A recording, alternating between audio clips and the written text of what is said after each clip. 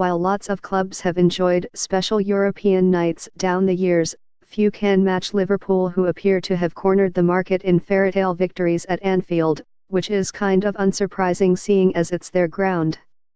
Of course, to make a European night particularly special, Liverpool's players are invariably obliged to put their fans through the ringer, often by starting the evening with a first leg deficit to overturn or by going behind in a one-off fixture before doing the absolute bare minimum required to turn things around. Arsenal, Auxerre, Chelsea, Inter, Villarreal, Chelsea again and Saint Etienne are among the teams to have been left licking their wounds after one of Anfield's special European nights, and tonight Spartak Moscow could join that illustrious roll of honor. Liverpool need to avoid defeat against their Russian visitors to advance to big cup knockout stages, while the Russians need to win.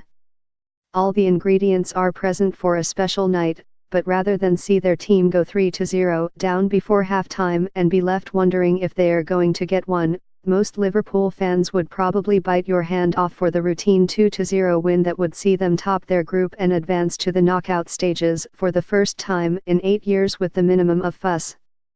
It is a proper final, all or nothing, crooned Liverpool manager Jurgen Klopp, shortly after apologizing for the heinous breach of managerial protocol that ended with him hugging an Egyptian at the exact moment he should have been shaking a Brighton manager's hand instead last weekend. All or nothing means you can either win or you lose, said Klopp, before contradicting himself immediately. We know we can draw, but this information is only useful after the game. We cannot play for that and we do not want to. Of course, there are other ways that tonight's all or nothing game is not all or nothing. Liverpool can still qualify for the knockout stages even if they lose against Spartak Moscow, as long as Sevilla don't beat Maribor in Slovenia. We are top of the group, our destiny is in our own hands, we're at home and we haven't lost in the competition yet despite facing really strong teams, said a bullish Jordan Henderson. What could possibly go wrong? Join Barry Glendenning from 7:45 p.m. GMT for hot MBM coverage of Liverpool 4-0 Spartak Moscow, while Paul Doyle will be on hand for Shakhtar Donetsk 2-2 Manchester City and Nick Ames will be helming Tottenham 3-0 Apoel. I know it's controversial, I know it doesn't particularly look good. And I know it's not normal, but it works for us and most importantly it works for Dean Lewington. It's a typical Milton Keynes decision. It comes down to a fundamental principle.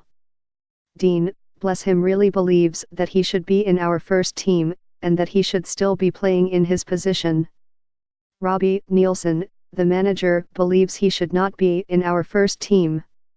At the end of the day, he is spending a lot of time in London anyway and it's an opportunity to go and have a little freshen up. MK Dons chief suit Pete Winkelman takes condescension to new heights as he explains why the club did nothing to help their longest-serving player leave gracefully and instead let a bad situation rumble on until the stalwart got the hint and sloped off to train with Charlton instead.